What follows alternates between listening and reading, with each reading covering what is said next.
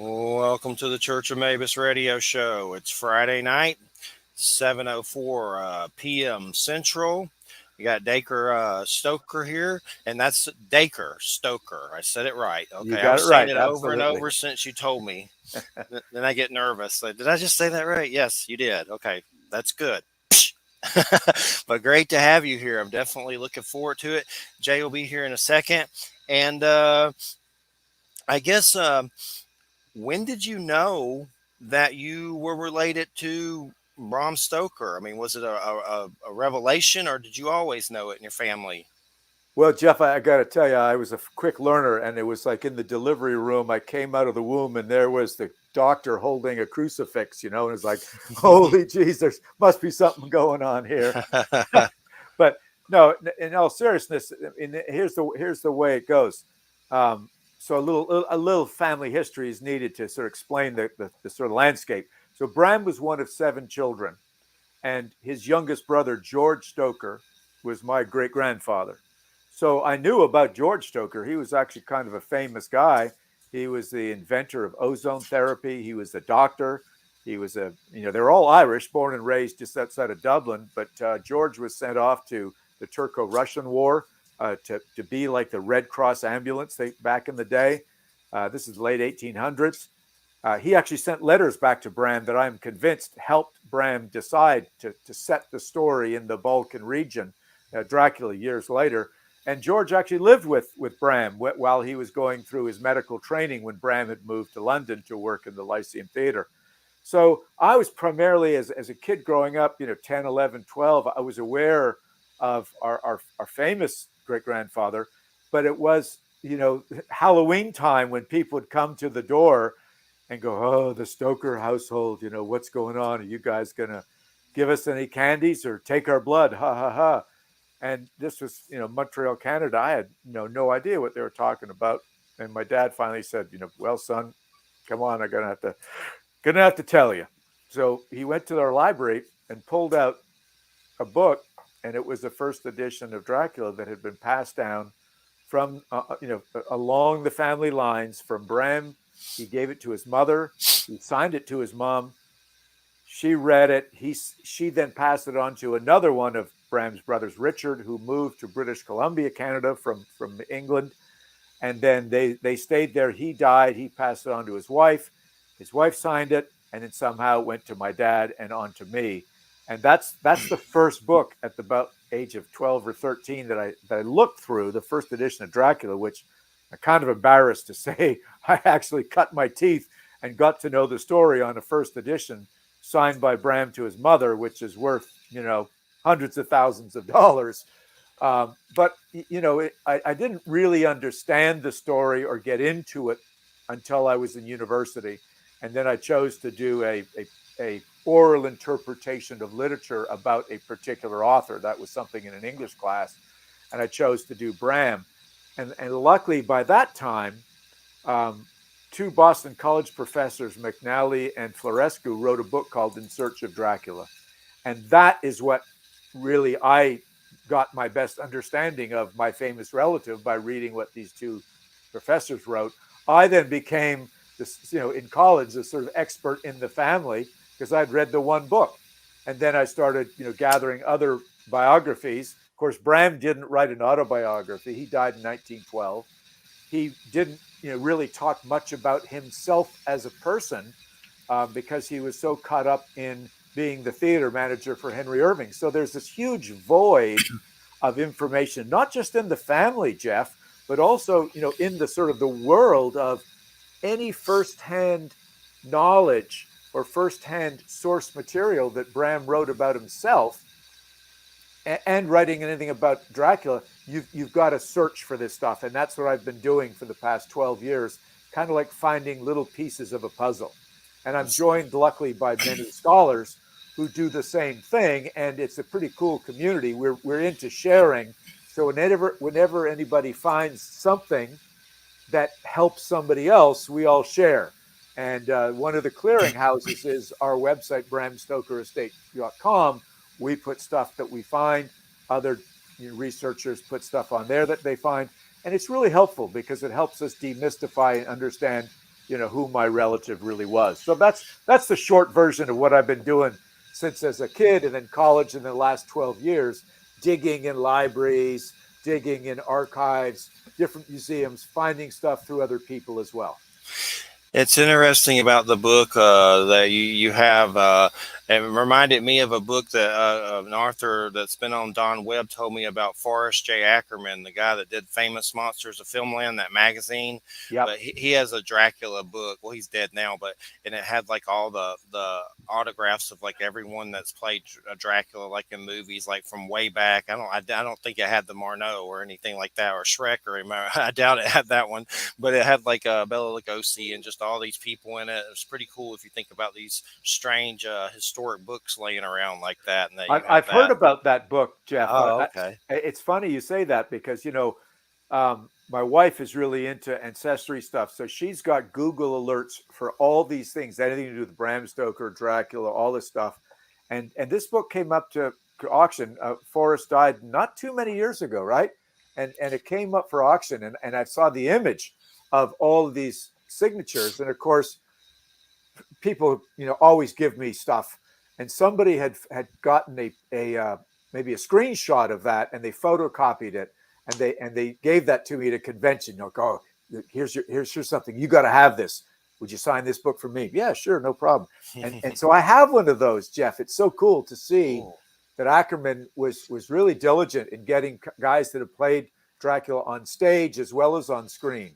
So the original, I'm not sure how much the original book went for it. It could have been, in the hundreds and hundreds of thousands, because that's pure gold right there.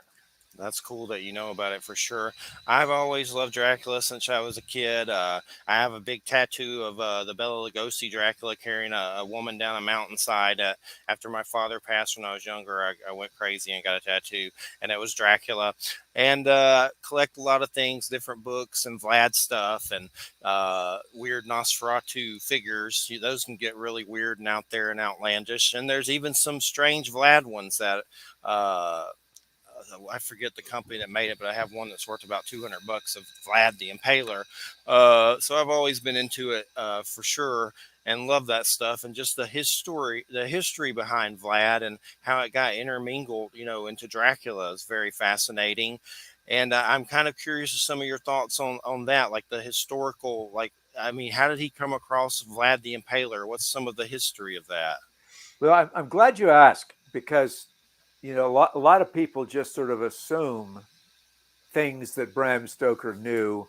A lot of biographers, take leaps of faith. But I'm going to tell you on your show right now, guys, that I've seen the books that Bram used for his research.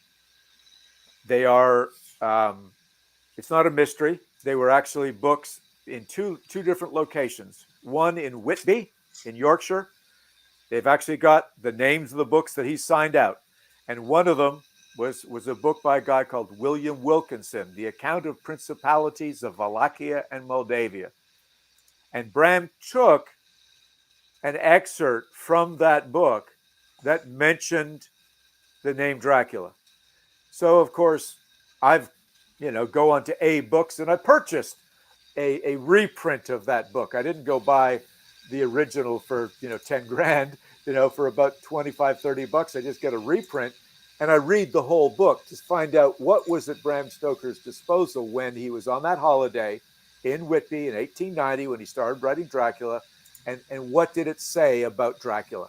And what was really cool is that we've got these 125 pages of notes sitting in a museum in Philadelphia. So you've got those as a reference point.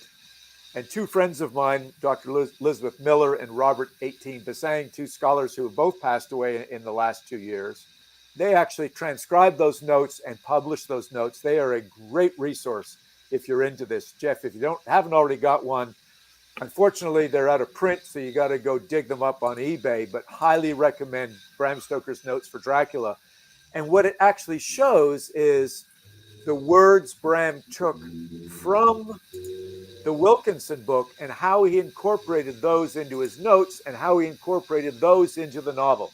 And for the short version of this is the book said that the name Dracula was used to get, for somebody who displayed unusual, cunning, and cruel actions towards others. It also meant dragon.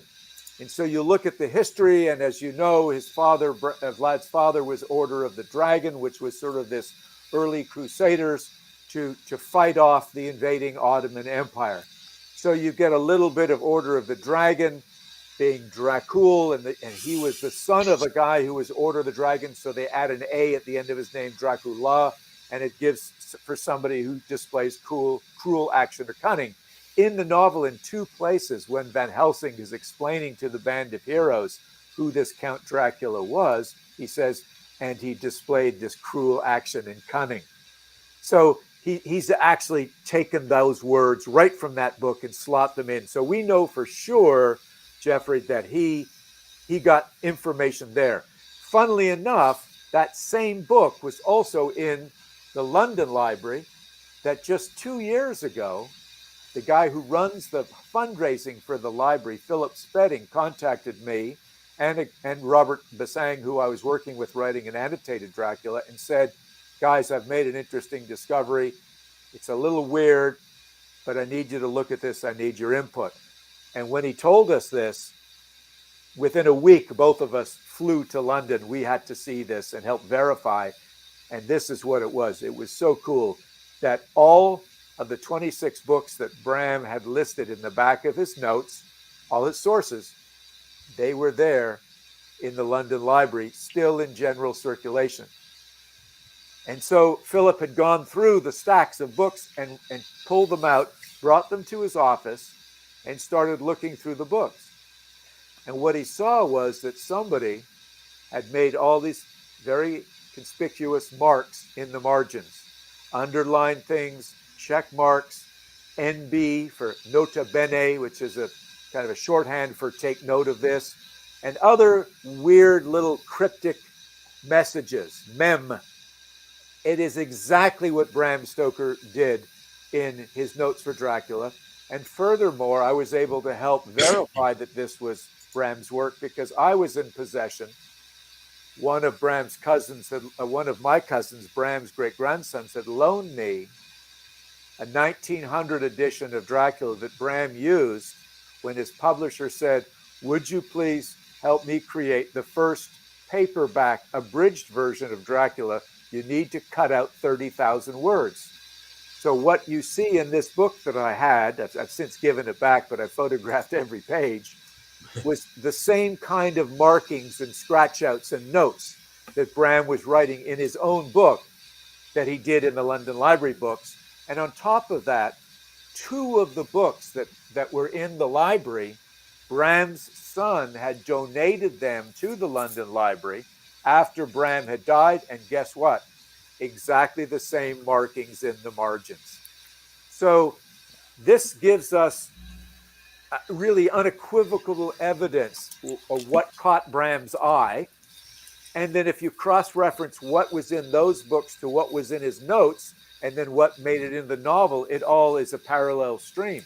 So once again, Vlad the Impaler pops up, not just in the Wilkinson book, but by a book by a guy called James Samuelson, who was sort of an adventurer and a lawyer who wrote about Vlad the Impaler and doing these horrible things to his own people in order to scare them into following him as he was trying to rouse up an army to hold off the Ottoman Empire. So what this does, guys, is it blows the top off what people used to say up until this discovery. Oh, Bram Stoker knew nothing about Vlad the Impaler. He only saw the name Dracula in a book by Wilkinson. Well, that's not correct anymore. This book by Samuelson with the notes, the marks and so on, tells that this guy did impalement. He did nail the turbans onto visiting Muslims. He was a horrible guy. And basically to wrap this up is Bram needed somebody with an interesting and appropriate history to use his name and his persona for his devil incarnate, this Count Dracula. So he took a prince from Wallachia and moved him next door, which is like going from Georgia to South Carolina, from Wallachia to Transylvania, and just moved him here, took his history with him, moved castles around a little bit, but made it familiar enough so that the history was pretty darn close. And people to this day think, this is, Bram Stoker was really trying to latch on to the exact history, but he got some of it wrong.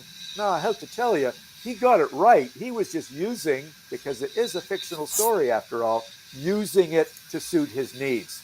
So that's the link, guys, between Vlad the Impaler, Vlad Dracula III, and Bram's Count Dracula. It was a convenient merger of history and names. And if it wasn't for that name, the name we would have been stuck with that was originally Bram's choice was Count Wampir, which was the name of a vampire in Austria, where Bram was originally going to set the story before he saw the Wilkinson book and the Samuelson book and moved the whole thing to set it in Transylvania. That's definitely fascinating for sure. There's some old black and white movie called that Vampire or something like that. It's like a silent film or something weird. I've never seen it, but I know I've come across it. One kind of off the cuff question, and you may have heard this term before, maybe not. You ever heard the term scholomance is supposed to be like some dark art school? Like, I've asked Don Webb about that. I've seen it somewhere, but there's not many people that really know that much about it. Have you come across it or learned anything about it? Like, it's kind of a weird little thing. That's a strange little story. Well, it's a good story, Jeff, and I'm glad you've asked that as well. We're on a winning roll, streak. Dracula sink. No, but a guy like you who's into this and a lot of this stuff, these are the things that make a difference, because what did Bram Stoker know about this country that he never went to? He relied upon the books that he read in the libraries and the contacts that he had. This was a country that not a lot of people knew about back in the days when Bram wrote the story between 1890 and 1897.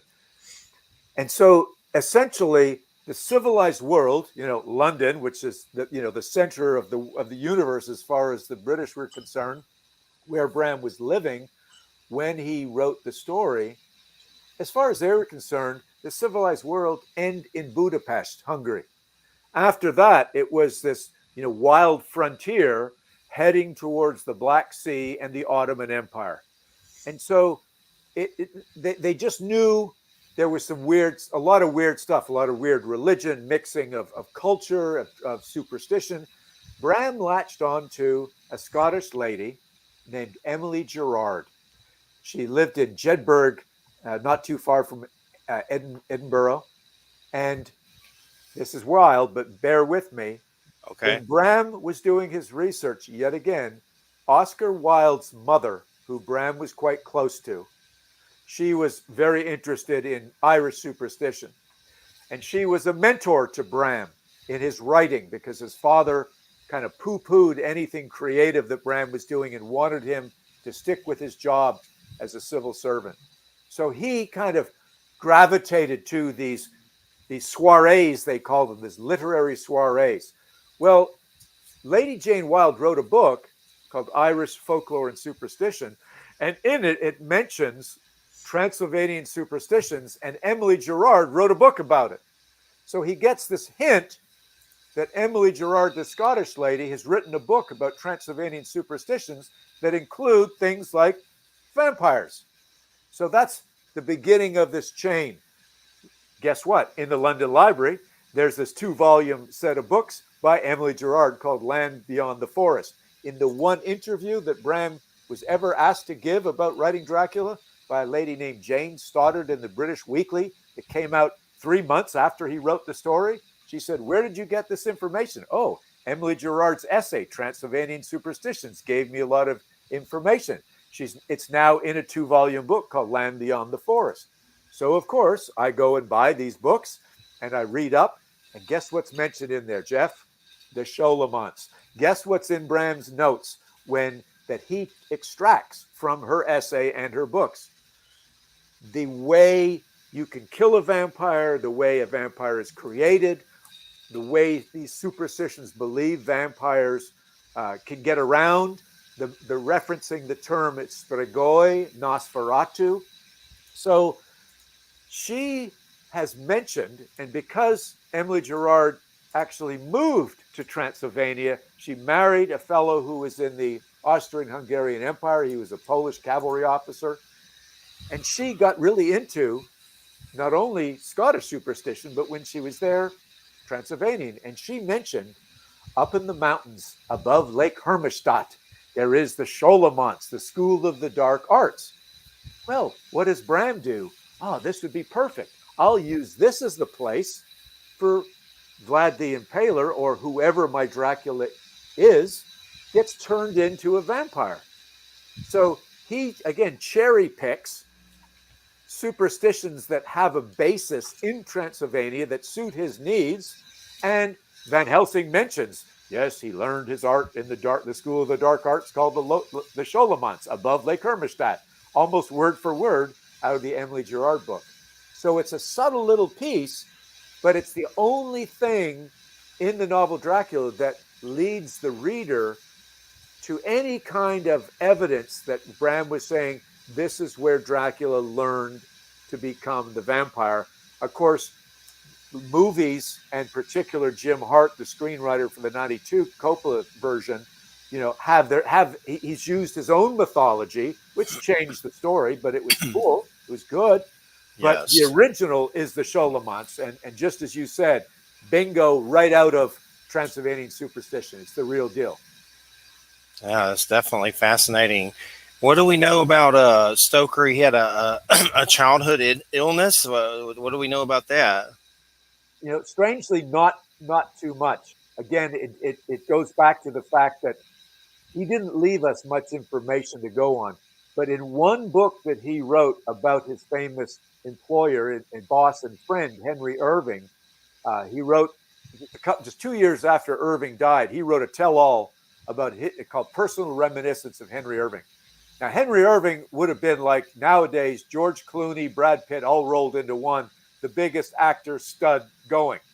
And so Bram was his manager for 27 years. He was very well known for that. So he writes a story of his, the things that happened with him and Irving over 27 years. But he does say that he had a difficult childhood himself, that for the first 7 years of his life, he didn't know what it was like to stand upright. He was very ill, and he had plenty of time to develop this sense of a dark sense of imagination. So that's what he leaves us. There's nothing in the family notes or stories of what it was. My theory is this, that he had very bad respiratory allergies and asthma. We know that one of his brothers did as well.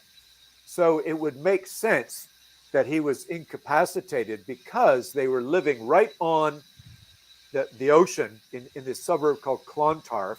So it would have been very musty and mildewy.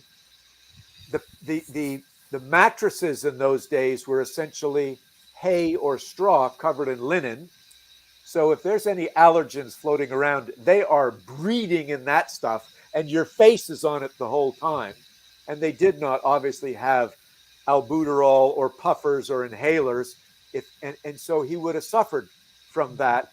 But to go a step further in my amateur medical diagnosis, when they moved inland a couple of miles to a drier community, he outgrew it at the age of 7, like many people do outgrow asthma. And he became a champion athlete when he went off to university. So he had a very robust cardiovascular system. So it wasn't something like rheumatic fever or scarlet fever that would have scarred him and made him an invalid for more than just 7 years and have a complete turnaround. So that's what we think we know. What I have used with that, Jeff, and you've read Dracula, we talked about it in pre, that when you make a miraculous recovery, there had to be something going on there. And I think that he was bloodlet by one of his famous uncles. He had 2 famous uncles who were famous bloodletters. And that was high science of the day. And I found on the internet an actual treatise on how you do bloodletting, what is involved, especially what do you do on kids. And this will freak you out a little bit because it's plain as day. Dr. Edward Alexander Stoker says, we don't really know how much blood to take out of these people, but you take out enough either by cutting them or leeching them until they faint. And Gosh. once they faint, take off the leeches, put a plaster on the incision, and then you rehydrate them with a mixture of oil, olive oil or some kind of oil, and claret, which is red wine, alcohol to cleanse and kill everything. Also, if you had just made a kid faint, lack of blood, he's going to need fluid to rehydrate, and you give him oil and alcohol, he's going to be drunk for about a day or so. Yeah. So he's going to be in this kind of weird ass stupor, just sort of like, So no wonder he developed this a vicious and dark sense of imagination with either a ladies in white coming along or a doctor cutting him or leeching him and then making him drunk after a horrible experience. So that's what I've kind of given you a combo of what we know and what I think I know based on circumstantial evidence that it was a difficult childhood, but he recovered and went on to become a champion athlete and went on to excel as a student athlete at Trinity College. And then I know there was another medical story about the brain operation that was performed on Renfield that paralleled to a real story by the Dr. Thornley Stoker as well. Yeah, I mean, it's kind of cool when you think of the family itself. I mentioned at the top of the show, 7 children. Bram's eldest brother, the first kid in the family, goes on to become a very famous medical doctor. He's actually knighted Sir William Thornley Stoker. He was the head of the Royal College of Surgeons of Dublin, all of Ireland in Dublin. He actually practiced both regular medicine and also medicine on people who were judged to be insane. So he had interest in 2 levels of medicine, the physical and the emotional mental. So Bram asked him to become his medical advisor on the novel Dracula. So, now we know where all the inside scoop came on Renfield. And the actual, as Jay said, the diagrams are in Bram's notes that Thornley wrote how to do brain trephination on Renfield in chapter 21. And so it's Thornley's handwriting. It's all right. And then when I look through the manuscript that the Paul Allen estate owns out in Seattle, Thornley's handwriting is all over it, correcting Bram. Oh, you wouldn't use this type of knife on a post-mortem. This is what you do for blood transfusion. The guy wouldn't be sitting down. He'd be lying down. You do this, this, and this. So it's great. It's like having a home team, the home family help you. So, yeah, there was a lot of Bram trying to get it right, to make the feeling that the novel was absolutely correct, which has driven people to think, oh, it's a work of nonfiction. He got certain things wrong. No, it's still fictional, but he made it feel so right that people kind of created what they call a willful suspension of disbelief to make them think it was potentially really right and therefore a really scary story. And the Francis Ford Coppola one that definitely was a good one, but there was changes, and I don't remember exactly what they were. There's just different things. I always found interesting how he was there for Mina, but then suddenly he's werewolfing the other chick, in the sex scene. And it's like, well, come on, dude. I thought, you traveled over oceans of time, and here you are. And another strange question that I almost wasn't going to ask you, but Dave Morris was on recently about Stoker and the occult, and he just does like little videos on his channel. But one question I asked him, and I actually had to look up this to make sure I read this right, and it's kind of weird, and I'll probably get embarrassed asking it, but in it, Dracula, it says he has hairy palms. I'd like to talk about Dracula's appearance, and that actual thing, is that kind of a sexual reference? I've always wondered that, and you'd be the guy to ask, I'm pretty sure. No, what was the deal with that? Yeah, no, this is good. I mean, I'm loving you digging up these things that I don't normally get asked, because I love those kind of details. Good. I'll tell you exactly where it came from. And sorry to disappoint all the listeners. There's nothing sexual about it. What it is one of the books that Bram referenced in the interview that he gave James Stoddard was a book about werewolves by the Reverend Sabine Baring Gould. So once again, Dacre goes out and buys the book. All these books from the London Library, I've gone and bought them. I read the thing to see exactly what was it that Bram used in his notes and then in his novel. And of course, werewolf was, I wouldn't, I would say invented. It was part of mythology and folklore, just like the living dead, the undead, the vampires were. What Bram did was he just merged them together for his convenience. He said that the vampire could change into a bat, a rat, a wolf, a dog, the mist. So he took, he's like cherry picked the best of the best, the most horrifying superstitions of the day, and he took some from Emily Gerard. He took some from Reverend Sabine Baring Gould, whose book on werewolves that he referenced. So it's like this is that the hairiness of the palms is a werewolf. But I'm glad you also asked about the other appearance, because I don't like to challenge people on a show, but here's a bit of a challenge. Go and pick up, and you can get this for free. I'm not trying to get a book from me or anybody else. You can go to Project Gutenberg online and get yourself a copy of Dracula and read the first 2 chapters.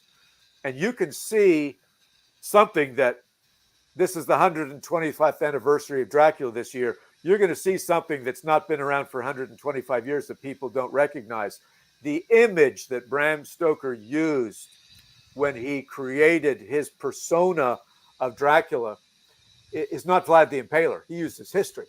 And it's a little bit Henry Irving, his boss. And it's a little bit the character that Henry Irving used, Mephistopheles, the devil in the play Faust. Again, merger, lots of pieces. It's nothing like Bela Lugosi. So what's cool is we owe a lot. My family owes a lot to the Lugosi family. And I know Lynn quite well. We've been on interviews together. We talk about this. A great symbiotic relationship exists between the spirits of Bela and Bram, who say, look what we did for each other. Bram writes the book that Lugosi stars on stage and on screen. But if it wasn't for Lugosi's incredible, sort of compelling imagery of this sophisticated, debonair-looking, horrifying guy, that's all the stage would allow in England at the time. If you had put this gnarly, horrible-looking devil creature out on the stage, people would have, slammed the seats and they would have been out of there. So the first guys, Hamilton Dean and John Balderston in 1922 and 3 and 4, when they start working out how to stage Dracula, they've got to get an attractive-looking guy with a dinner jacket that is appealing on stage, not what Bram wrote. But that's what I'm saying is go look at the description of the guy. He's not an attractive guy at all. He's not Gary Oldman. He's not Christopher Lee. He's not Luke Evans. It is the horrifying guy that what Bram wanted. And what I'm trying to do, and I did in Dracula, didn't do it so much in Dracula the Undead, but to bring back the original horrifying looking Dracula in graphic novels, in RPG, on graphic game console games, that sort of thing. So a friend of mine, Chris McCauley, and I are doing this sort of stuff to bring back, especially on the 125th anniversary, the Dracula that Bram created, not the one that was created and has done very well. But that's that deal, is that imagery is a bit werewolf, a bit Strigoi, a bit Nosferatu, that kind of deal. What was the Stoker appearance? Was it a white mustache, kind of like Sam Elliott or something? Yeah, you're right. The white mustache was the only thing that was white. Everything else was black. No bow tie, no little medal. He had the pointy ears. He had the high forehead, the pointy teeth, obviously, aquiline nose. So yeah, it was a horrifying, looking, not very sexy, but demonic looking creature. And what I have to say is that Bram was somebody that had a belief in this emerging science at the time called phrenology. Have either of you guys ever heard of phrenology or physiognomy? Yeah, Jay. I have not. Bumps on the head. Yeah. Jay's right. It's bumps on the head. It's the facial appearance will actually give us an idea of their physical, mental characteristics. So if a guy looks like a criminal, he's going to be a criminal. That's a summing it up. And so Bram actually describes Count Dracula as this criminal, evil-looking creature, and he actually has Van Helsing in the story mention, oh yes, as a physiognomist, I believe in this too. Guess what? Arthur Conan Doyle, Winston Churchill, some of Bram's other buddies in this sort of literati of the time also believed in this stuff. So it's interesting, cool, emerging sciences that were making their way into the story to suit Bram's needs. Definitely fascinating. Go ahead, Jay, if you want to get some questions. Yeah, Jay, go for it. Yeah, I got to go. First of all, I want to just briefly go back to the 26 books you mentioned that are in the library. So what you're saying is, if correct me if I'm wrong, but it sounds to me like these were the exact same books that were in Bram's office, that he physically touched these books that you went over to London and verified. No, they weren't in his office. They were in the library. So it's a library that he was a member of. So it was a private library. He physically took those books out of the shelf. He physically sat down and read them. And the guy bugger that he was with a pencil wrote in the margins and then put them back on the shelf. And unlike libraries back when and I'm dating ourselves, when we were kids, they didn't have that little card in the back, with the date stamp. Right. They didn't have that. What they had was Bram Stoker would go to the librarian and say, I'd like to read the book by William Wilkinson. So she would write Bram Stoker, William Wilkinson, Wallachia, Moldavia. Here's your book, sir. How many do you want? Oh, I'll have 3 other while I'm at it. They'd go and get the books. He would go into a room. He would go study them. When he'd put it back, he'd go to the head person and they would check off his name, put the book back. The problem was those records were lost in a fire and also in around the time of World War II bombings of London. The good thing was the books weren't lost. So the guy who was running the library couldn't just go to the checkout, booklet. He had to go to these books because they were listed at the back of the notes for Dracula, and figured, oh, they're listed here. I wonder if they're here. And sure enough, he pulled them out and saw these notes in the margins, and we could verify that it was Bram's tendency to do it that way. And that's how we figured out they were actually his. That's so cool. So if me and Jeff went to London right now, we could look at those books.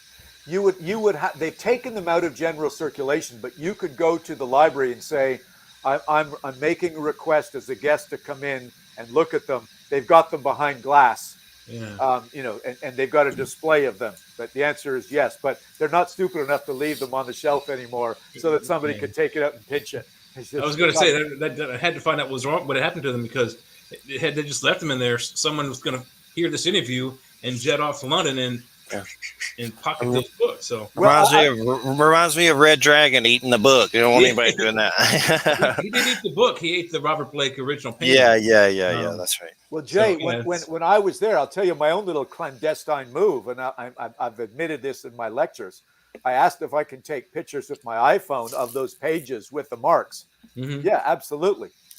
Then I went back to my hotel, went on to Abe Books, and start looking for first editions of the exact or the same edition that was in the library before this stuff became public, because I didn't want, once the news goes out, the stock in those books are going to go up. Mm-hmm. So I got 12 of the 26, the ones I really wanted, for some of them were, $100 or $200, not $1,000 each. But I accumulated, to me, the top 12 that were the most important, the real juice, and have those. And then I've taken the photographs and I've then blown it up and inserted it, the pages in there. So I now have a record of what the original, what Bram's handiwork was like in the original book. That's so cool to see mechanically where the stories came from. But in reading some of the talking points about what you've been doing with these stories, you've written an origin story, and I'm not as familiar with the Dracula. I like Dracula, I like vampire stuff, but I don't know as much as Jeff. And as far as I know, the only Hollywood origin story is, I think, the Dracula Untold with Luke Evans. Yeah. And there's never been an attempt to say how Dracula got his power, how he got vampirism. And so what?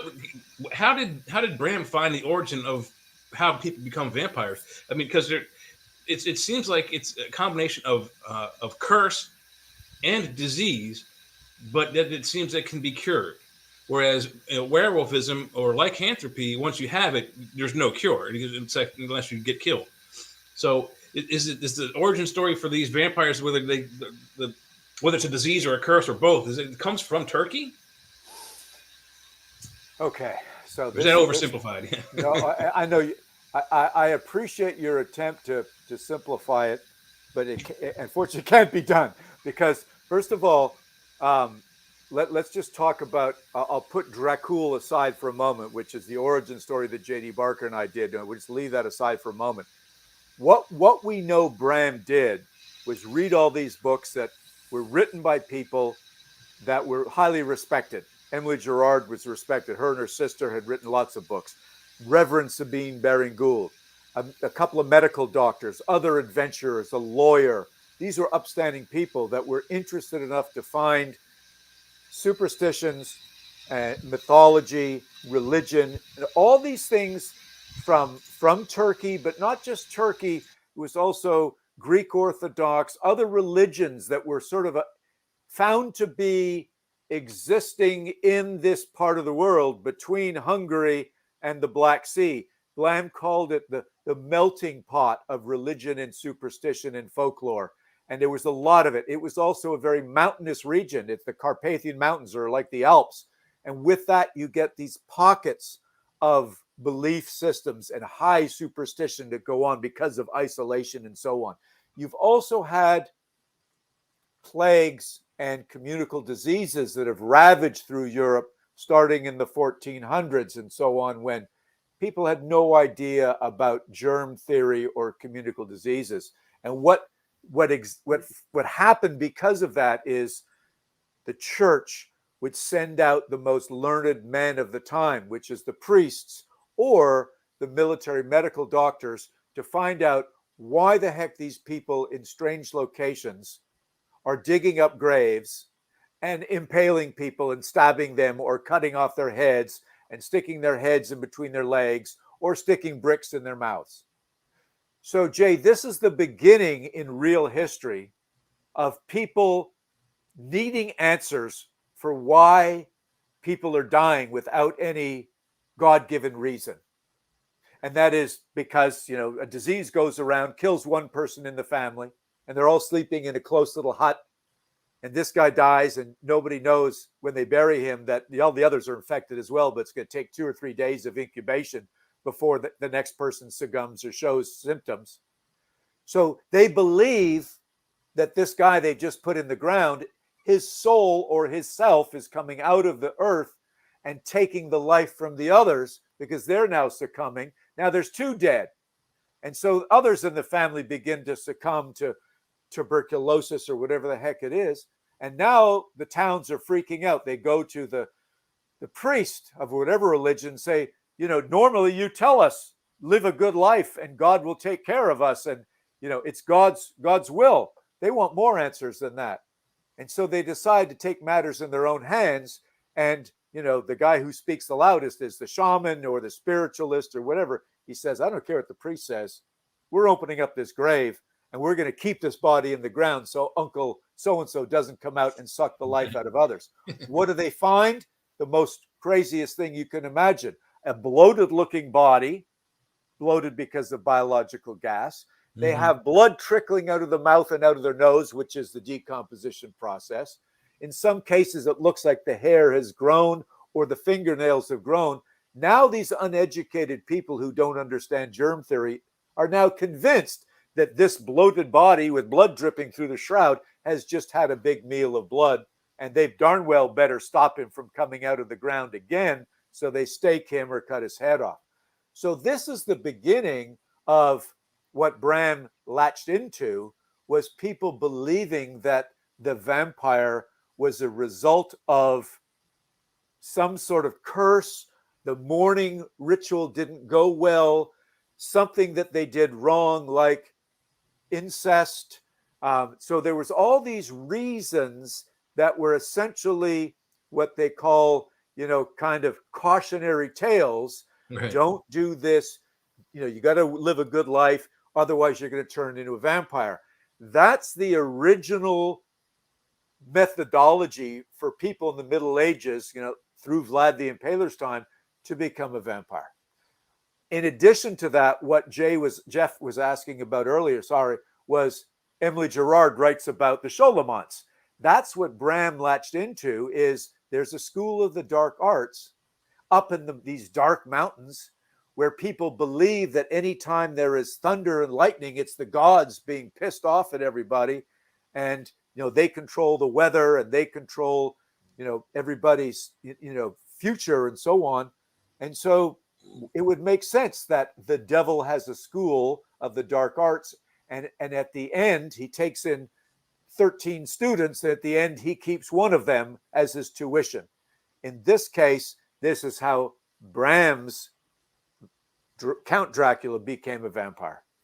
So that is what I have come to know about my famous relative's origin story. Not much, but it's just enough of a hint to say it latches into and it ties up with existing belief system of what I've just been telling you guys, as well as Emily Gerard publishing it. So what I did with J.D. Barker is, all right, yeah, we are aware that in 1992, Jim Hart wrote this origin story that had Vlad the Impaler fighting the Ottomans, and somebody shot an arrow through the window of the castle where his wife was, Ponari Castle, and said, "Your husband is dead. We're coming for you. If you give up, we'll kill you gracefully." She commits suicide. Now, of course, suicide is a mortal sin in the Christian church, and Vlad was fighting for Christianity at the time. He was a Christian. He comes back from war, and he finds his wife cannot be buried in a consecrated grave or a religious ceremony. He's pissed off that he's now risking his life and everything to fight off the Ottomans. He rebels against Christianity, stabs the cross, drinks the blood. That's how Jim Hart has him convert to a vampire. And it worked, because then the story goes, as Jeff was talking about, Vlad is now looking for his reincarnated wife, Mina, but he gets sidetracked to have a little drink of blood from Lucy along the way. Yeah. and I kind of agree with that, because we had, like Jeff said, we had a show a few weeks ago where we talked about all things vampire, and trying to find an origin for the creature. What I looked up was that it's like you said about people, whether they dig up dead bodies or they're seeing bodies during the breakdown process, because almost all vampires in the original stories are dark, ruddy, dark gray, bloated. Yeah. They're not skinny. They're not white. They're not correct, charismatic. So it seems like there's probably not a mythological creature that we can, because even though there's stories all over the planet of vampire type things, it doesn't seem like it's an actual cryptozoological creature, like unicorns and cyclopes and things like that. There's other stories of other weird monsters and creatures that maybe the bodies of these creatures, we don't find them because they're under the ocean. Maybe they left because they were aliens and they left on a spaceship. But that's a good explanation of how. Because I didn't even think about it. As people were not only not educated, they couldn't read, most of them. Yep. So a lot of people wouldn't have read the books anyways. You'd had to been really, really sharp to catch that Bram had pulled from different sources to get his vampire together. And you'd really have to be just country dumb to see a dead body and go, ooh, he just walked around the earth and drank a bunch of blood. Right. And what's interesting as well, and I just, went on and on about the Middle Ages. In Bram's notes, he actually had an article that he clipped out of a newspaper in 1896 in New York, from the New York World newspaper, that was talking about a vampire scare in New England at that same time, the end of the 1800s. And it was attributed to exactly the same thing their distant relatives would have dealt with in Eastern Europe and throughout Europe. Communicable disease. What was going on in New England was tuberculosis. Mm-hmm. And that if you look at, and I know many doctors have looked at it, and they say, well, that's the classic disease to make people really believe, even with a slightly more educated mind at the end of the 1800s, that there was potentially vampires going on. And we're not just talking one or two cases here. There was 50 state approved exhumations, Mercy Brown being one, Sarah Tillinghast being the other, in the New England states, where people were absolutely believing that they needed to dig up the body, either take out the heart, burn it at a crossroads, bring back the ashes, feed it to those other family members or people in the community that they felt were being affected by vampire, to kind of inoculate them against it, or stake it through the heart, sort of thing. And Bram took that article and used parts of it in the story, because the second half of the article, the writer was pretty savvy. Not only was he talking about the vampire scare attributed to TB, but he also mentioned Charles Darwin, who published in 1859, not too long before The Origin of the Species, that rocked the heck out of the scientific world as far as the origin of species goes. Right. He mentioned the vampire bat that he discovered in South America. And so what does Bram do? He uses those same words in Quincy Morris when Van Helsing is trying to explain to the band of heroes, yes, these vampire bats, when I was down in South America, the vampire bats came out of the trees, drank so much blood from my famous mare, I had to put her down.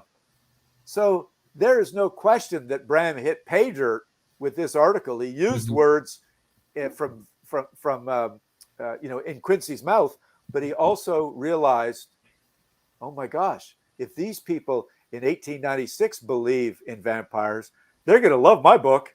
It's like this is going to make them feel like it's written in real time. We know the story was actually set in 1893, even though Bram wrote it between 1890 and 1897. So it's a real time story. Mm-hmm.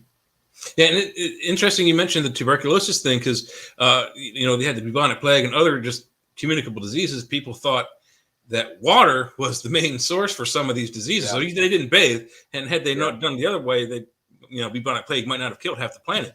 But there's an interesting tie-in in Star Trek: The Next Generation.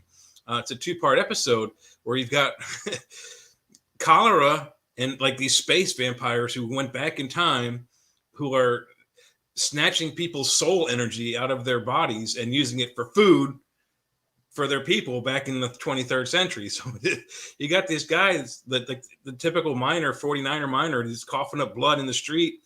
Yeah. And that might be the same thing. The person sees this guy dead with blood coming out of his mouth. Oh, there's a dead vampire. Yeah. But in actuality, the vampire was the unseen snake alien space dude who killed him and went back into the future with his energy. So, I don't know if you see the episode, but it's a very cool episode. No, I'm going to need to, because and this is, you didn't plant this. We didn't say this, but Bram Stoker's mother, Charlotte, survived the famous cholera epidemic in Sligo, Ireland, in 1832, where they lost half the town. She wrote a story, an account of the cholera epidemic, misdiagnosis and premature burial of people she knew, and sent it to Bram at his request. Bram used that story. It's in the Stoker archives in Trinity College. Bram used that story as a basis for a children's story. One of the first books Bram wrote was called Under the Sunset, and it was horror stories for children. That's typical Irish. but it's all about this, called The Invisible Giant. And it's all about they're not knowing what this cholera epidemic was.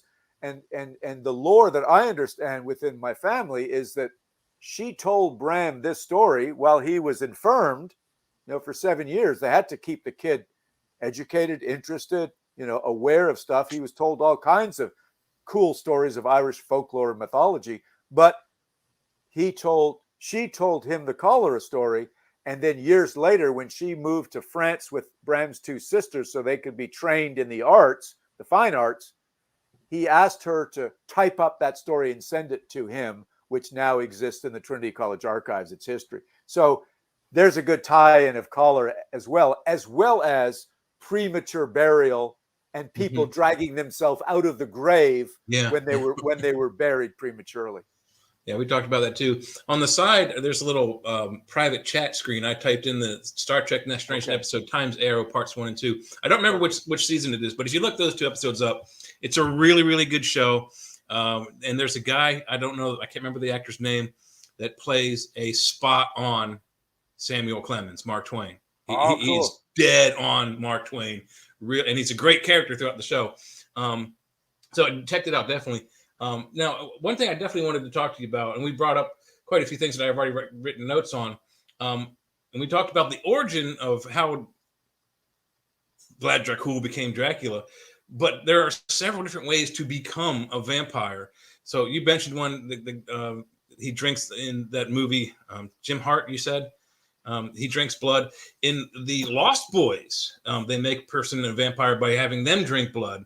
And that's kind of a new one on me. I saw it first with the Lost Boys, and I thought that's an interesting twist. And I think Bram came up with this one. You have to be bitten 3 times before you become a vampire. So you got those methods there, but how did the vampire become the vampire first? It's something, I mean, there's got to be a beginning for where the vampire comes from, and then being bitten, drinking the blood, et cetera, forward. Yeah, no, that's what you're touching on is probably one of the most common things that us vampire writers do when you sit around a bar at a convention after you've been at the panels and tables, and now you're just, okay, guys, in your universe, in your world, how's your vampire created? How's your vampire created? And who did it's like this? A chicken before the egg kind of conversation, I'd imagine. It is, but okay, so the pure answer is, I don't know, because it is obviously a mythology that exists all over the world.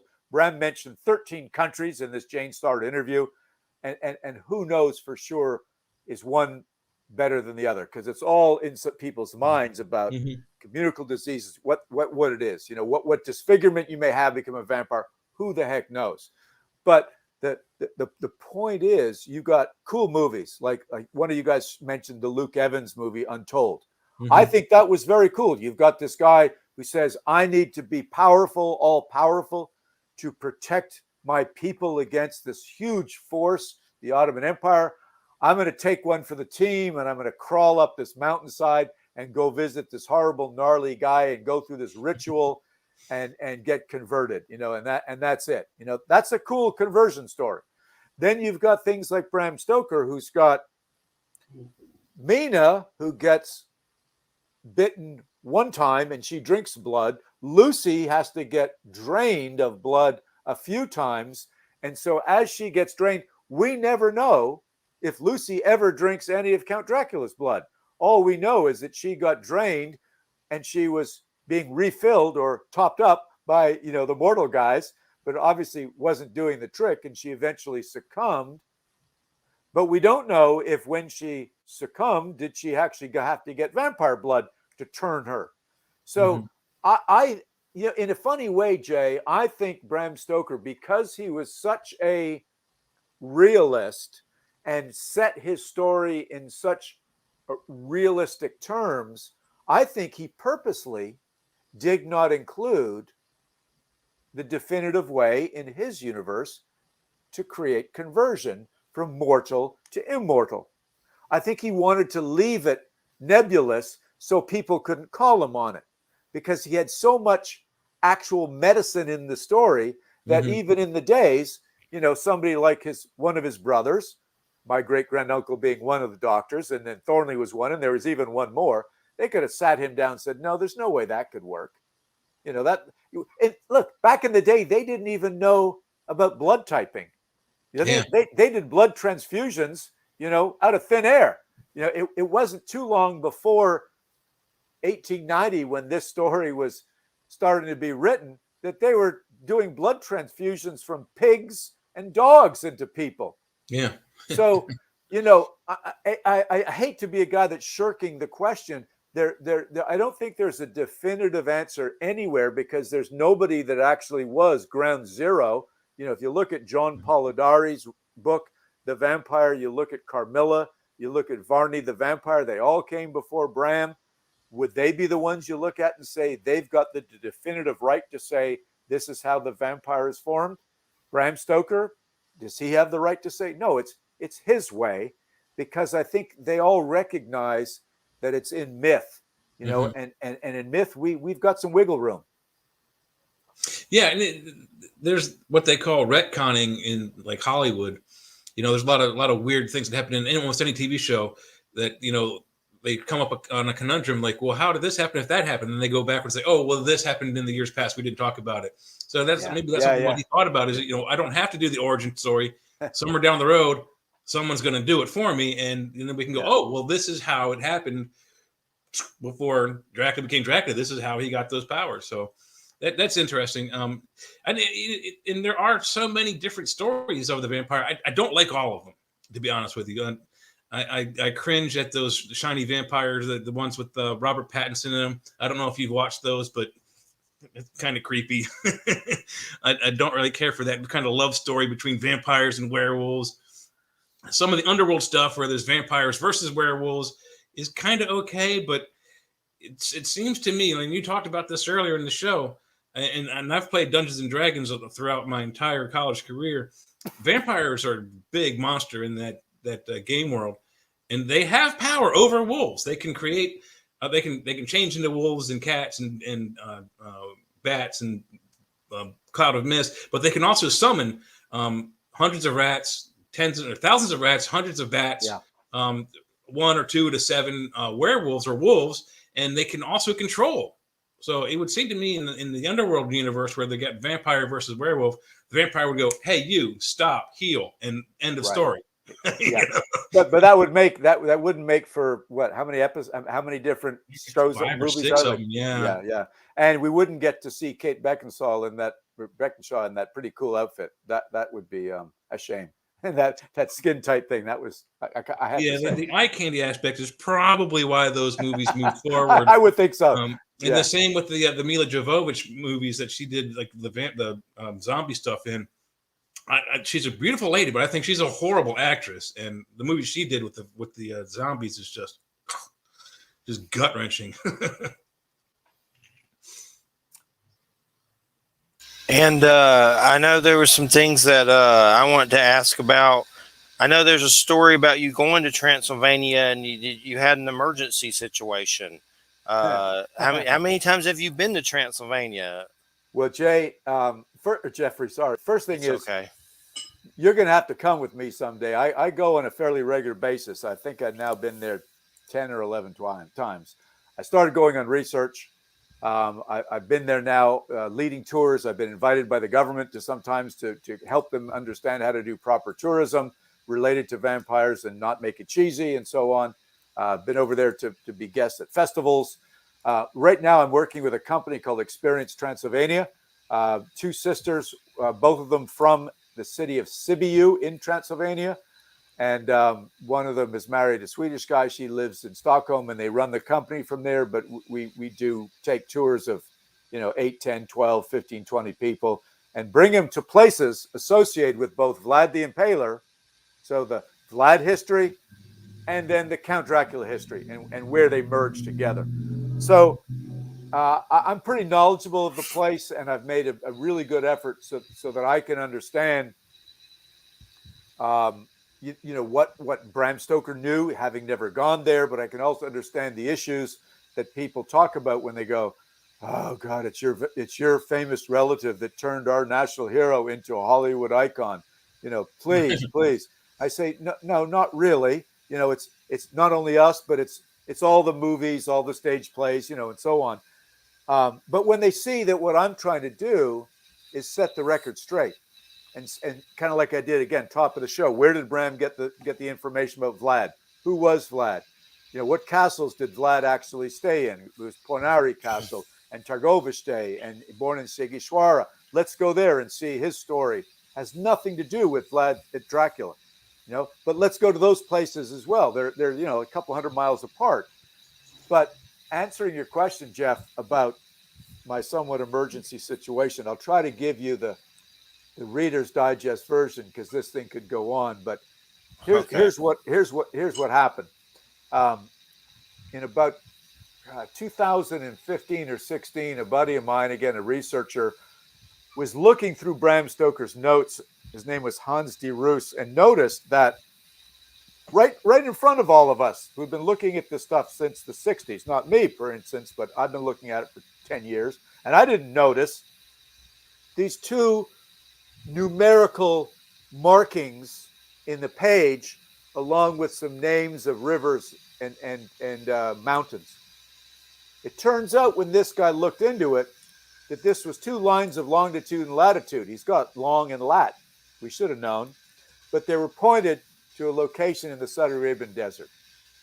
So he contacted me and said, I think I found where Bram was trying to end his novel. Because in the end of the novel, when the band of heroes are closing in on Count Dracula, as the gypsies are bringing him in his litter wagon back to his castle Dracula, he mentions they must have crossed here at the 47th parallel, where the river Sereth flows into Bistritza. Okay, that's in the notes. It's also in the damn map, one of the maps in these books in the London Library. And when you invert the lines of longitude and latitude that Bram put into his notebook, bingo, it puts us right here in the Borgo Pass, right next to the river Sereth and Bistritza, where they merge together. And bingo, it's right at an extinct volcano called Mount Israel that is written in his notes. What's significant about that? In these books in the London Library, they talk about volcanoes being the portals to hell and the home of the devil, where the dark arts reign. So now we find where Bram was thinking of the home of Count Dracula. It's got to be a volcano. What happens when I go to Seattle to look at the actual Dracula typescript? When J.D. Barker and I were doing our research for Dracula, we find that there was an original ending of the novel that was edited out, literally crossed out with marks, pen marks. What was significant about it? Right after the stake went into Dracula's heart and he crumbled into dust and his throat was slit, a volcano erupted. So there's no question that Bram Stoker, as detail-oriented as he was, would have had his ending on a volcanic mountain if he was planning to have a volcanic eruption. And sure enough, his lines of longitude and latitude point towards an extinct volcano. So guess what? I got to go there. I've got, all the castles that I've been to, and de Roos has been to also in Romania in search of Castle Dracula and the connection between Vlad and the Count. Now we know where Bram was planning to end the story and the home of the fictional Castle Dracula. So I convinced my son, Parker, who's a PhD student, to join me on one of my tours. It's an 8-day tour, just as I described. And when the tour is over, we stay for 3 more days. And a friend of mine is going to drive us from Bucharest all the way up into the top of the country to where the Borgo Pass is, right next to the Transylvania-Moldavian border, next to Bukovina, just as Bram described in the novel. And sure enough, this guide that I hired, and I gave him the lines of longitude and latitude, he plugged it into his GPS and did his conversion. And along with 3 of my other buddies from there, I felt that there was a need to go a little bit strength in numbers because I was a little scared of what we're going to get into. And it's true, he's there. Well, guys, it gets eerie. Let me just tell you. So we all converge at this bed and breakfast up in the mountains, much like Jonathan Harker converging with his other fellow travelers in Bistritz before he takes the carriage to the Borgo Pass. We head into this bed and breakfast. We got our backpacks for the next day. We got our rain gear, and we've got a guide from the area who used to be a high mountain weatherman who gives us the bad news. Tomorrow the weather's going to suck. We're going to have clouds, low clouds. We're going to have some drizzle. We may even have some storms. You still want to go? And the answer was, yes, we got to go. There's no question. This is our only day to do it. We got a flight in 2 days. We got to do it tomorrow, then take a day to get back to Bucharest. So we head off, and we essentially there's no regular trail. We're bushwhacking through dense forest, clear cuts where there's these stobs. If you've ever walked through a mountain where they've cut the trees down, you've got these sharp spikes in the grounds where they've cut them off. So it's a little bit dangerous as we traverse and go up the mountainside, up to 6,000 feet. We have 3 hours of kind of treacherous walking, but not particularly no ropes and rocks and that kind of thing. But we do get above the tree line. We get up on top and we see a very obvious, very huge caldera, the cone. And it's not the bottomless pit. It's obviously filled in with stuff. And there happens to be a sulfur mine down there, which is very cool. So that's good. We take our photos, we have a bite to eat, and we decide, you know what?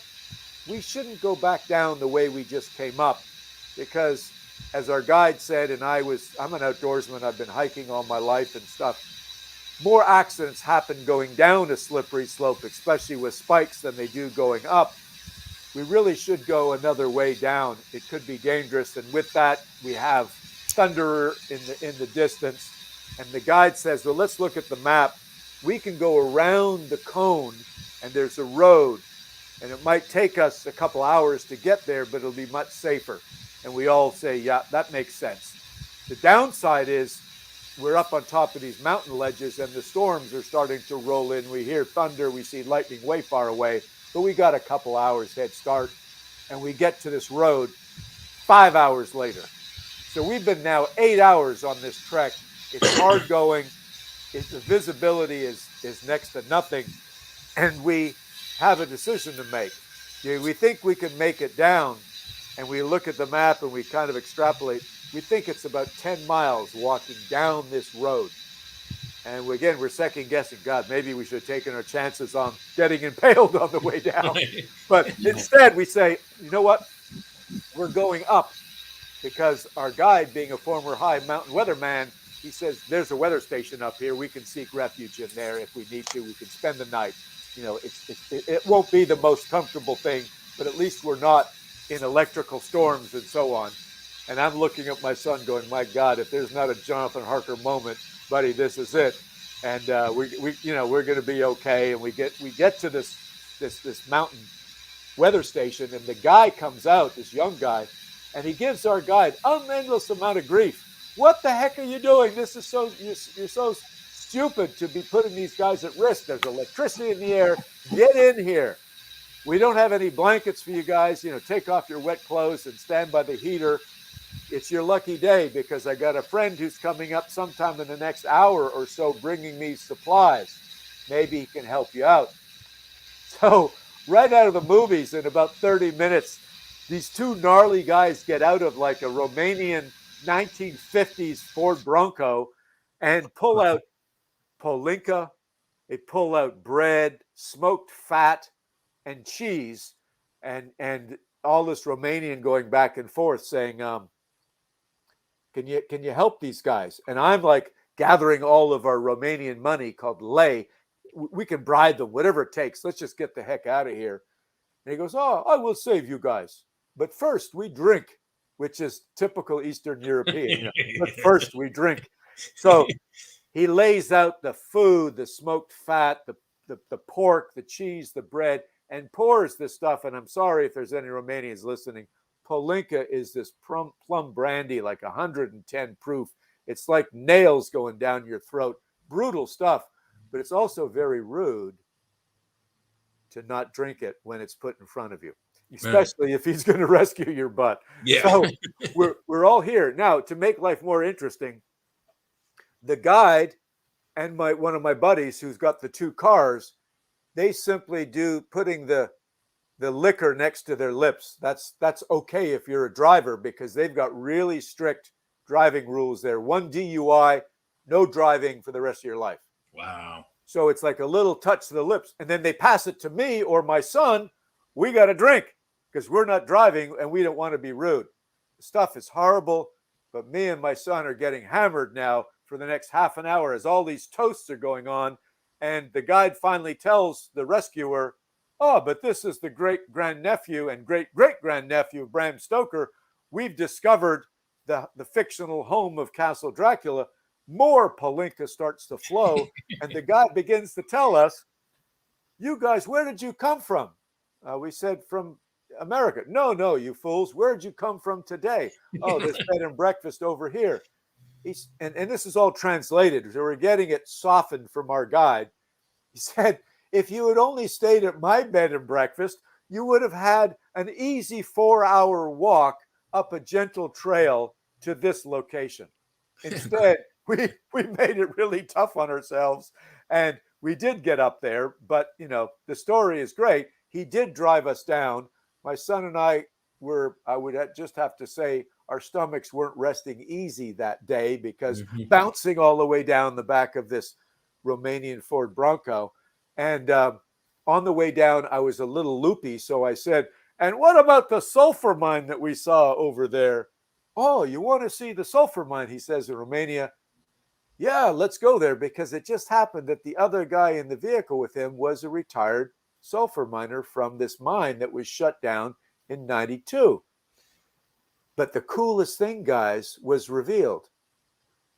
I said, in Dracula, there's this folklore of there's blue flames that Jonathan Harker sees in the Borgo Pass when he's in the carriage. Is there any chance that the sulfur it has something to do with this legend of the blue flame? Because just before this trip, I'd seen a CNN special on mining in Chile of sulfur and how horrific it was. There was no respirators for the miners. They would be like bandanas over their faces. They're sucking in this sulfurous gas, and spontaneous combustion of these rocks. And guess what? The flame was blue. Mm-hmm. So I was wondering if there's any connection. And he goes, but of course, we get lightning strikes all the time, just like in these storms right here. And when they hit the ground and burn a tree and they ignite the rocks, they burn blue. And I go, oh, yeah, that's got to be where the whole idea of the blue flame leads to buried treasure. I said, well, what's the treasure? We said, you idiot, it's the sulfur. The sulfur is the treasure. That's what people in those days were using for gunpowder. Mm-hmm. Gunpowder was like the most important natural resource, because he who has the gunpowder has the bombs. So this was fortuitous that we were rescued by a guy that not only knew about the blue flame, we had a sulfur miner, but now he invites us to go to his bed and breakfast the next day before we head back to get our plane, and invites the head of the national park to come with us. More Palinka is served. And I'm saying, guys, I will put up a plaque designating this as Bram Stoker's home of the fictional Castle Dracula if you will designate a trail from multiple directions, the easy ones as well as the hard ones. Hey guys, real quick, I'm going to run and unplug the RV. It's pouring rain and there's a cord. So Jay, ask a few questions. I'll be super fast. I better do it. So to finish this off is, yeah, I mean, this was cool, the rescue and everything else. I do go back 2 years later and I bring back a plaque. It's lots of news spread all over the place. Massive news outlets come here to see this. And I feel, Jay, I feel good that I'm contributing to, Dracula tourism in Romania to set the record straight with the help of Hans de Roos, who found this coordinates. And now we can direct tourists not just to go to Castle Bram in Brasov, which is the Castle Bram saw the outside of in a book, 2 pictures actually, and what he described as the outside, but he placed it 400 miles to the northeast where the volcano was. So that's the, somewhat short version of a long ass story of how we had a Jonathan Harker experience, how we found the place, and now how I can proudly say, as a family member, I'm contributing positively to responsible vampire tourism in Romania. Yeah, that's really cool. That would be awesome to be a part of that. I have sort of an off-subject story about sulfur. my friends and I, when we were kids, we somehow got our hands on the anarchist cookbook recipe for gunpowder. So 10-year-old idiots we were, we took our bikes up to the giant grocery store. We bought what we could there, charcoal, and I think we bought a bunch of first strike box matches, the kind you can strike on your jeans or on your zipper. Yeah, on the zipper, yeah. For this, because we weren't sure if we could find sulfur. Then we went down into Potomac, Maryland, to the hardware store, where we actually found actual rock sulfur and saltpeter, sodium nitrate. And so we got all the three main ingredients: charcoal, nitrate, and sulfur. But being idiots and kids, we messed up the formula. We made gunpowder. It just wasn't black gunpowder. And what happened was we used too much sulfur. So when we tested it, we had like a cutting board and we lit it, and it kind of danced around in this like yellow hot ball of flaming gas. And we're like, okay, it works. So back then, this was the 70s, late 70s, almost early 80s. Back then, Coca-Cola came in little 10, 16-ounce bottles, or Pepsi. I think it was a Pepsi bottle. So one of those short, fat glass bottles with a screw-on lid. Yeah. So we threw the lid away. We took a cork. We drilled a hole in it. You could take this one long wick off of firecrackers that would light up the whole strings. We took that wick off. We put that through the cork. We took our mixture of yellow yuck and gunpowder stuff and put it in the bottom of the bottle, corked it with the wick going into the mixture. Oh, geez. And as idiots, that's exactly where it's going. We handed it to the youngest of us, and we lit it, and we said, go put it on that porch over there. So he runs over. He's like 6. We're all the rest are like 8 and 9 and 10. He puts the Coke bottle down on this portico front porch. So it's like a door with like an extra portal around it. And we're waiting. We're looking at our watch. We're going, it's a dud. We messed up somewhere. Nothing's going to happen. So we sent the same little kid back. Go get it. Oh, no. 10, 15 feet from the bottle, it explodes. Oh. And he goes flying backwards, all 4 limbs like in the air, like he got knocked off a horse by a joust. He gets shot backwards about 8 or 9 feet. All the windows on the front and the side and back of the house in the first level shattered. And we're like, we're all like 8, 9, 10 the oldest. We look at each other and go, and like Run. rats, even disappear through the woods and back into our homes. We all got caught, don't get me wrong, but and we all had to pay for those windows. But had we done that today, we'd all be homeland terrorists. And nothing. No, the 6-year-old didn't get glass shrapnel all through his body, or no, he just knocked out. He was unconscious on the floor. We left him there. We're like, see you later. Boom.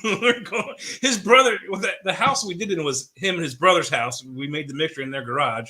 The house we blew up was the one next door. My house was luckily a couple streets away, so we just ran through the houses, through the trees behind the neighborhood to our house and tried to hide to no avail. But it was fun. But wow, was that stupid? Yeah. Wow. That's bizarre. Well, luckily, like that, nothing happened bad to us. One of the thing that the miner did when we went to the sulfur mine, which is a massive open pit mine, he took out a hammer from the vehicle and just sort of wandered around as we were going down into it. And he picked up a rock and smashed it with the hammer, and sort of split it open as if you're looking for like geodes or something.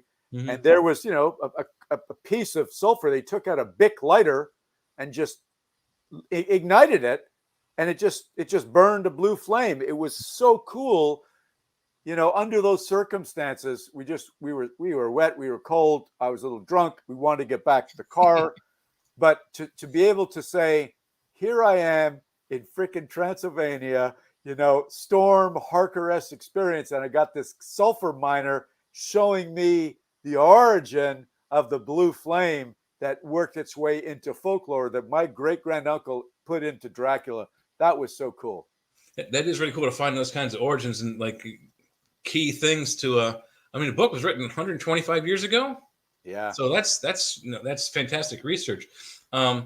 So the one of the things that we asked about in the last show on vampires is some of the powers. How many of those powers? A lot of it, I'm pretty sure it's Hollywood, but in the original book, what powers does Bram give him? I mean, can he turn into a cloud of gas? Is he summoning rats and bats and things like that? Or and then there's other things where he can't see his mirror. How much of the vampire folklore powers are Bram Stoker, and how many are Hollywood? Good question. And again, for you two guys who are obviously into this, and any of your listeners, try to find a copy of Bram Stoker's Notes for Dracula, because it's listed in there what he extracted from Emily Gerard. There's 3 key pages where he actually mentions things like power over rats, no reflection in a mirror, control over the weather, the mesmerism thing. Mm-hmm. He doesn't strength of 10 men. Yeah. So, okay, I don't know if I'll get them all, but remember this: when Dracula was on the Demeter, he could control the weather. Okay, he had a cloud to conceal him on the ship as it was coming to Whitby, so they could come in. There was a hell of a storm that blew the ship into the harbor, and it was such a precise storm because Bram stayed in this town for 2.5, 3 weeks and got all the storm stuff right. But he had to have the storm come in because, remember, the Count had killed all the people had jumped overboard. The captain lashed himself to the steering wheel. Dracula still needed to arrive into the safe harbor, so he had to control the weather. So that's one big thing he did. He could turn himself into mist to get underneath doors and in through windows, but he still needed to be invited in the first time. Invited in once gives you a free pass. Control over wolves. Remember, in Dracula, he controls the wolves escaping from the London Zoo. He can turn into a dog because, again, in Whitby, instead of jumping off the ship, the Demeter, as a wolf or flies away at a bat in the middle of the day, he jumps off as a black dog, which coincides to the Yorkshire myth of the Bagasht, the black dog that is the bearer of bad news, brings bad omens. What else? He can turn into the bat, because obviously he does that in the novel quite often. And then there's the mind control. If there is a blood connection, like he had with Mina, and Mina tries to read his mind, which he does to figure out where he is going as he's trying to escape, the Count can do the same to Mina. Mm-hmm. So it's kind of like that Lord of the Rings deal. If you put the ring on, you can be invisible, but you expose yourself to the bad guy can see you. Yeah, exactly. So that sort of thing's going on. What else? I think those are the big ones, Jay, that jump out at me. But they're all listed. Bram's got 3 pages of traits. Not all of them he uses. Yeah. Oh, I know one. You got to take your native soil with you. Okay, so only sleep in native soil. But you can only you can travel over moving water at slack tide, which is interesting. It's an ocean thing. Yeah, I was going to ask you about that, because that is kind of interesting. I think the way I think they did it in Hollywood was that he was asleep and Renfield takes his casket across the moving water. Yeah, I think if I remember correctly, one of the first movies, his castle is surrounded by either a moat or a river, and he can't cross it on his own. I think there's a scene where he chases someone to the river and they get across it. So it might even be a woman on a white horse. I don't know. Right. But he can't cross. He goes back to the castle. He's all defeated. But when he goes to England, Renfield, he's asleep, takes the casket, goes across the river, and of course it's filled with his dirt, and he makes it to England. So that's just, where does that come from? That just is the oddest thing. And like I said, I played Dungeons and Dragons a lot through college. It's not just vampires. There are other undead who cannot cross moving water, like not necessarily whites and shadows, but like liches are very vampire-like. They can't cross, I guess, purifying areas. That must be what it is. I don't know. I know that it was in the Emily Gerard book. I don't know. Obviously that's not the actual, the origin. That's a source where he got the info from. Where did it come from in mythology? You're right. It could be that whole cleansing area that when the tide comes in and it goes back out, it brings new life in. It brings food in for new life. Good question. But I will tell you this, that she made a direct reference to very complex mourning rituals, that go on for a year.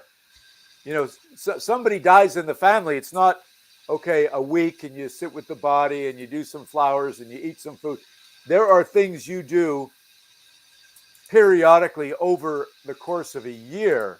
And if you don't do that, you're subject to that body, that undead creature coming out and having revenge on you as a vampire.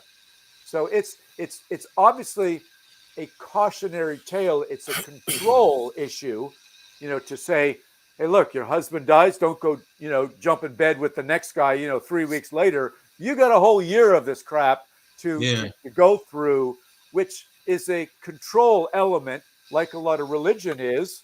So I think that's where the origin, Jay, where it comes from. I don't exactly know specific details on how it came to be. Yeah, it would be interesting to find out where that comes from, because, like I said, there are other certain undead creatures that affects. I mean, and it's just like you said, cautionary tales. There's, I don't know where this one came from, but it's an English one. Don't sit around in toadstool rings. I don't know what that means. Don't go into this section of the woods at this certain time of the year or day or month or week. The boogeyman will get you. Yep. And you tell children this, what are they going to do? They're going into those woods. They're going to sit in that toadstool ring. They're going to find out what you're telling them. You tell them to go ahead and do that, and what the consequences are, they're not going to do it. But you tell them not to do something, and it's in there. So, maybe that's what the water is about. Is like, don't cross the water. The vampire will get you. I mean, I don't know. It's a weird thing. It's folklore and superstition and stuff. Man, it is coming down out there. I got drowned, but luckily I unplugged the RV. Your shirt's a little darker. You must have I got soaked. And but definitely one thing I definitely wanted to ask you about was it Scream magazine the Nosferatu article. I want to get that soon, so I have it in my collection. But you wrote that with who? You say your son? Yeah, Jeff, thank you for bringing that up. I'm very proud of that one. But the recent edition, that just came out at the end of April, Scream magazine, they're doing a big feature. This is the 100th anniversary of Nosferatu, as well as the 120th anniversary of Dracula. Ooh. And my son, who has been on a trip with me, who does a lot of editing of my work, he's doing a PhD at University of South Carolina. All he's got is his dissertation left, so he's my number. Yeah. Yahoo! That's where my brother went. Oh, cool. So he's been very helpful, and I said, look, Parker, it's time that we do something together and learn some of the family history. And again, I know we're getting close to the end here. I'll keep this short, but so many people have said, oh, that Florence Stoker, she sued Piranha Films because it was, an unauthorized adaptation of Bram Stoker's Dracula's novel, which it was. And Piranha Films admitted that it was. They just chose never to ask her for a license, for it. But it's also, in my research with the help of a guy from a film historian in Germany, it was different time. It was the beginning of film. This is 1922, when there wasn't much film going on. And these German guys, were really into the occult, really into art and expressionism. I don't know if they gave a rat's ass about, I say that rat's ass because that's Nosferatu now. The rats were the main part of the story, and Orlok looked like a rat. If they cared about copyright infringement, but they certainly got called on it when Florence Stoker had to badger the Incorporated Society of Authors to represent her in a 2.5-year litigation, which she prevailed. And the German courts ruled in her favor that these guys basically pirated, the book and turned it into a movie. Now, since they declared bankruptcy, though, with this decision, there was no restitution to be paid to Mrs. Stoker. So, and Bram had died, 10 years earlier. So she certainly could have used the money. But what happened was the court ordered the films to be destroyed because there was no other way to have restitution. What's interesting is the films had already been sent around to different countries for previews. So the cat was already out of the bag. And the Incorporated Society of Authors, whose letters I have seen at the British Museum, and Parker and I studied them and realized that they had to tell Mrs. Stoker they've just won one court case, but they've got films in 6 different countries. And the law would be we're going to have to go to 6 different countries and run the same type of lawsuit to get the rest of those films destroyed. They said, we can't do it. We've already wasted all this money of 2.5 years for nothing. And now we can't even have the films destroyed. So it's different times, different stuff going on. I'm giving you a real short version of this article we wrote. But what really burned my butt was that while Mrs. Stoker was trying to do the right thing and trying to get her husband's book and the intellectual property of the book turned into a stage play, which she did in 1924 with Hamilton Dean and John Balderson. Remember, Nosferatu came out in 1922. It was slowed down for a while, but then it resurged, and a copy showed up in America. It showed up the same time that the stage play was doing great, and now Universal Films was looking at buying the film rights to the stage play, which they eventually did, and that was the Todd Browning 1931 version with Bela Lugosi. But Mrs. Stoker was really upset that a pirated version of Nosferatu was being shown around America, and she felt that this would stop Universal from, why should we buy and give money to you for the stage right if this pirated version is floating around? This has already tainted the market. Mm-hmm.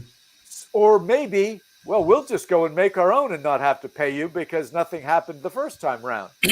So I don't know what Universal said, but I do know that they eventually bought the one copy of Nosferatu that was floating around the U.S. to get it out of the marketplace and potentially to maybe study it and look at it and see what they can learn from it to make their version, which they did in 1931. And incidentally, you guys probably know this, but the Spanish version was filmed on the same sets, but in the evenings after the American crew was finished filming that day, and Carlos Valleras was playing the Spanish Dracula, and many people believe David Scull, being a famous film guy, and his claims that in his book Hollywood Gothic, that the Spanish version is much more sophisticated in its camera angles and its technical knowledge of shooting a film than the Todd Browning 1931 with Lugosi. But that's sort of the short version of what Parker and I came up with, and it's it's a lot longer than that, but it's what Mrs. Stoker had to go through to pursue the court case, and then once she won, but she couldn't sort of consummate the deal with the film, and then how it almost stopped her from making good money, which she eventually made good money when they did sell the rights to Universal for that the Bela Lugosi film. It's definitely fascinating. I got a quick, sort of, again, off the market tie-in. When I came home today after the grocery store, you mentioned your son goes to the University of South Carolina. Their mascots, the Gamecocks. My neighbor was having a birthday party for his 5 or 6 year old kid, and one of their friends was parked in my parking space. But his back license plate cover was the United States, the USC Gamecocks on it. I'm like, oh, woohoo! I almost took a picture to send to my brother. And then you mentioned that, but you also mentioned like the history of Hollywood, which I know a little bit about. I didn't know that about the Spanish American version, how they flip flopped on the sets. What I can say is it's neat that Universal bought the competition. That's Hollywood, what they would have been like 50 years, 60 years ago. Yeah. What I also found interesting is the movie. I don't know if you've ever seen this. You might want to take a look at it. It is horrible. It's so bad. It's so old. But The Man in the Moon. It's H.G. Wells' book. They did The Man in the Moon. It's like they take this giant gun. They put these guys in a bullet and they shoot them onto the moon. And the moon is a dude with like whipped cream on his face to look like the moon. It's really what it looks like. And then the bullet hits him in the eye. And he goes, oh! It's one of the worst films ever because of its age. But if you watch this, it's one of the first science fiction movies ever. It's got some of the things that we still have today in movies. That this is like within the first year or 2 or 3 of motion pictures. It's got dissolves in it. It's got wipes. It's got special effects. It's got, well, you can't tell if it's horrible acting or not, but it's all silent. But there's some definite overacting stage actors because they had to come from stage to the movies, and you can tell they're overactors because they have to, because there's no sound. So in order for them to emulate to you, the audience, what they're doing, it's all over exaggerated and in your face. But you'll find in this movie some of the same stuff you'll find in the Avengers Endgame. You won't find computer graphics, but elements of movies we still have today you find from 100 years ago. Wow, that's cool. I've written it down. I'll think of you. I'll go check it out. Absolutely. Yeah. I like that. Like it. I love that kind of trivia, cool stuff to look at that. Yeah, it is cool. And I know what's going on the 125th anniversary. There's the events happening. When is that happening? Well, the actual date, May 26, 1897, was the actual publishing date of Dracula, and so it's coming up, pretty soon. A number of things are going on. It's usually May 26th. Also, it's called World Dracula Day. I didn't invent that; other people have done that. I'm going to be leading a small group of people. We tried to put a larger group together, but with unknown about COVID travel and so on. I've got 5 people and a buddy of mine who's a cameraman. We're flying over to Manchester, England. We're driving to a lovely town of York where we're having lunch, and then we're going to Robin Hood's Bay, which is near Whitby, where Bram set part of the story. Lucy and Mina and her mother went to have tea at the Bay Hotel. Bram and Florence and their son went to the Bay Hotel. So we're going to do that. And then the town of Whitby, I'm having a celebratory dinner there. That's where Bram spent his 3-week holiday in 1890. That's where he set chapter 6, 7, and 8. That's where everything changed for Bram. So we're going there. I'm giving a big audiovisual presentation at Albert's Eatery, which is a restaurant. 35 people in there. That's as many as they can fit. And then we're doing a nighttime walk to kind of mirror what Mina had to do to go and try to save Lucy across town from West Cliff to East Cliff. And then we'll do a daytime tour around the place, look at all the sites that are mentioned in the book. And then we take off on a train and head up to Edinburgh, Scotland, where Bram and Henry Irving actually showed up to do their plays. And I'm giving a presentation at a bookstore there that I've always done well at, because I've also published a book called Slane's Castle with a buddy of mine called Mike Shepard, actual true fiction. I say true fiction, it's historical based fiction about Slane's Castle. And that's important because the next place we go is Cruden Bay, Scotland, which is 3 hours away, where Bram actually spent 13 summer holidays and where he actually wrote Dracula. And that castle that we did a book about is the actual castle that Bram Stoker modeled the interior of his castle Dracula after. It is so interesting because he went inside that castle to visit the Earl of Errol, and it has a description in the novel that Jonathan Harker walked into Castle Dracula through a certain door, through a hall, into an octagonal room lit by a single lamp, into another room where he spent the night. That is exactly the same layout as this castle.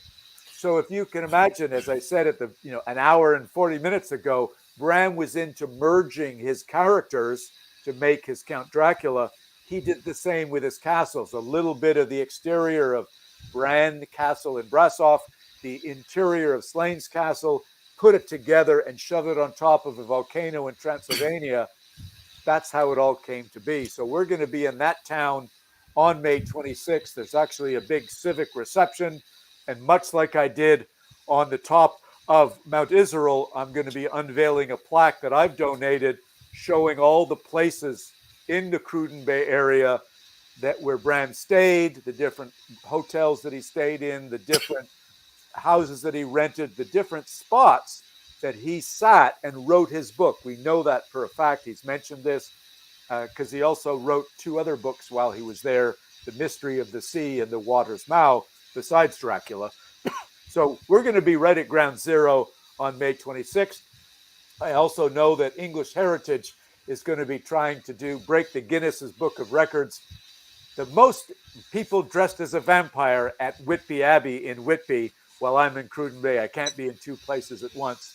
So some cool stuff going on for the 120th anniversary.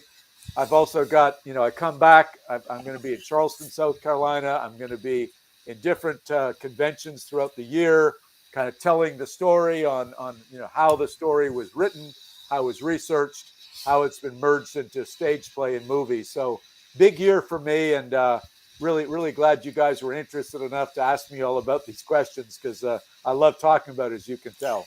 Definitely, and I got to close out, but it's been great. It's definitely one of my favorites shows ever. I love it so much. What is the website? What's a website you'd like to give out, or websites? Yeah, if you wanted, number one, BramStokerEstate.com is where you can buy all my books and Bram Stoker bobblehead and all this other cool stuff.